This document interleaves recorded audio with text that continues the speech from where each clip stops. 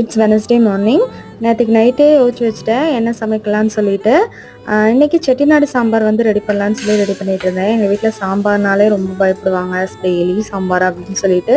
சரி இன்னைக்கு டிஃப்ரெண்ட்டாக செஞ்சு கொடுக்கலான்னு சொல்லிட்டு பருப்பும் தக்காளியும் வந்து எப்பொழுதும் போல் வேக வச்சு எடுத்துட்டேன். அடுப்பில் சாம்பார் பாத்திரத்தை வச்சுட்டு கடுகு, சீரகம், சோம்பு, வரமிளகா அதெல்லாம் வந்து ஆட் பண்ணிவிட்டு சின்ன வெங்காயம் வந்து 10 பல் அளவு கட் பண்ணி எடுத்துட்டேன். தேவையான வெஜிடபிள்ஸ் நீங்கள் எந்த வெஜிடபிள்ஸ் வேணாலும் ஆட் பண்ணிக்கலாம்.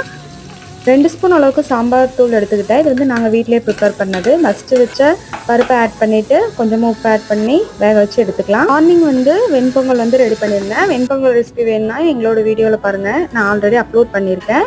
வெண்பொங்கலுக்கு உளுந்த வடை எல்லாமே அப்படின்னு சொல்லிட்டு நேற்றுக்கு நைட்டே உளுந்தெல்லாம் ஊற வச்சு எடுத்துட்டேன். தண்ணிக்கு பதில் ஐஸ் க்யூப் சேர்த்துட்டு ஒரு பெரிய வெங்காயம், வரமிளகா, சீரகம், மிளகு எல்லாம் ஆட் பண்ணி கொஞ்சமாக உப்பு ஆட் பண்ணி ஒரு எண்ணெயில் போட்டு நல்லா வேக வச்சு எடுத்துக்கோங்க. நீங்கள் இன்றைக்கி என்ன சமையல் செஞ்சீங்கன்னு சொல்லி கண்டிப்பாக கமெண்ட் பண்ணுங்கள்.